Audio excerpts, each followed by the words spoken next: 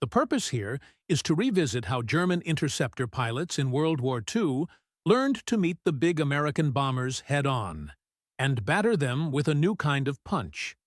The 20mm mine shell fired from the MG, short for Maschinengewehr, 151 autocannon.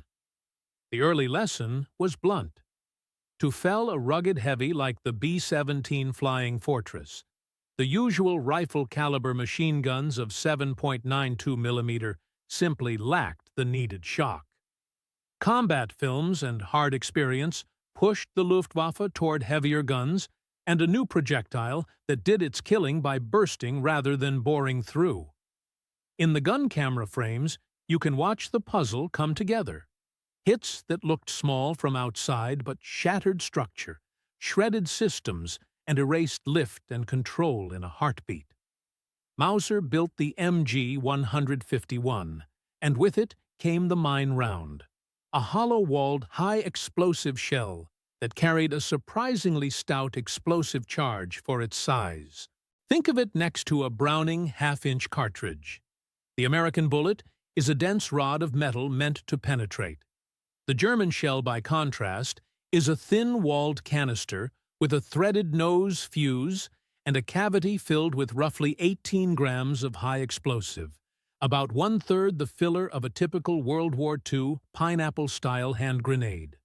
On contact, the fuse chain ran in something like 1/10,000th of a second, just enough time for the shell to bite about two-thirds of its body length into thin aircraft skin before it burst.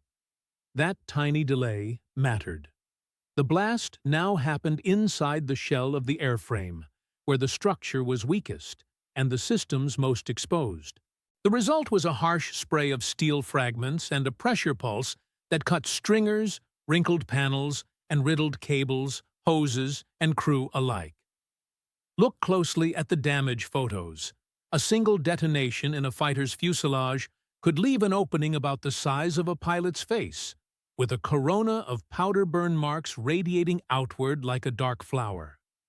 Walk around to the opposite side, and you often see a scatter of exit pricks where splinters punched through, proof of the internal burst and the fragment cone. Multiply that by a dozen strikes on a bomber's broad aluminum shell, and the scale becomes clear.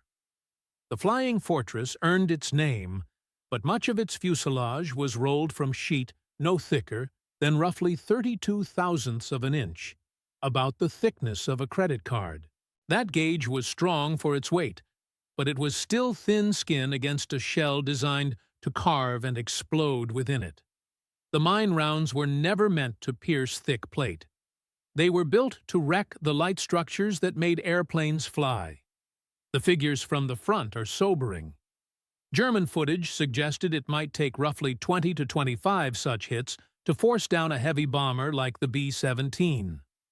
Engines sometimes kept turning because the shells were not armor-piercing spear points. Yet the accumulative harm was decisive. Oxygen lines slashed, control runs nicked or severed, oil and fuel plumbing torn, hydraulic pressure bleeding away, and crew stations turned into fragment traps. Even bomb casings, with about 3/10ths of an inch of steel, tended to shrug off splinters, but the shell and blast that did not penetrate bombs did brutal work everywhere else. Those who survived often credited body armor for it. By mid-1943, bomber crews wore flak vests and aprons that, according to a United States Army Air Force's medical study, cut fragment wounds by well over half. In that sample, about 2 in 5 recorded wounds still came from 20mm fragments. Speed made the delivery possible. German specifications for the mine shell in the MG 151 gave a muzzle velocity around 785 meters per second, roughly 2,575 feet per second, on the order of about Mach 2 and 3/10ths at sea-level conditions. That meant a head-on pass arrived and ended in instants. Guns in aircraft like the Messerschmitt Bf 109 could fire through the propeller hub, putting the shell stream squarely along the pilot's sight line. The Focke-Wulf 190, built into a dedicated bomber hunter variant, carried a forest of these guns, including underwing pods on some models that turned the airplane into a forward-firing battery meant to rip into tight bomber boxes. Ammunition belts snaked into the wings and pods as ground crews fed linked 20mm cartridges into trays and chutes before takeoff. And the evidence of effect is not abstract. In one sequence, a Japanese Zero's 20mm shell tore into a B-24 Liberator, leaving wide, ragged mouths in the skin and a constellation of exit pips. Another image shows a B-17's armored windscreen after a strike. The laminated transparency clouded and mangled but held. The cockpit spared a lethal hail. A different shot captures a P-47 Thunderbolt propeller, where a shell burst mid-blade, the fractures and curls in the metal telling the story of an internal detonation.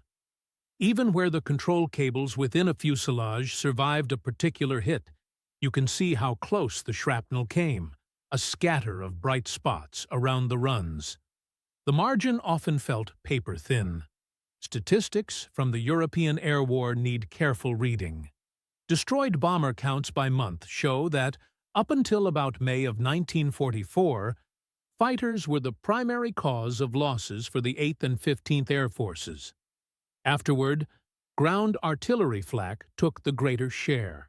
Damage tallies from returning 8th Air Force bombers between January and May of that same year credited flak with the vast majority of damage and 20mm fire with only a small fraction. But that ledger is survivor-biased by definition.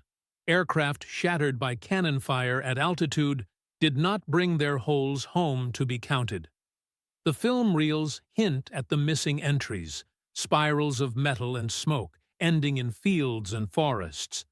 Gun cameras, fitted to many Luftwaffe fighters, captured the climax of those head-on duels in stark, jerking frames.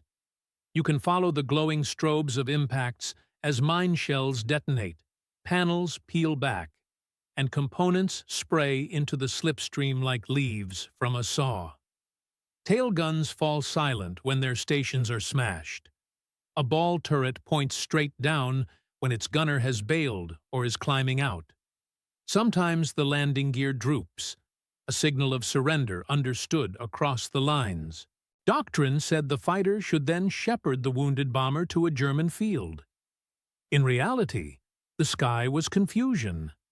Yet, even in that chaos, the mine shell's pattern is clear.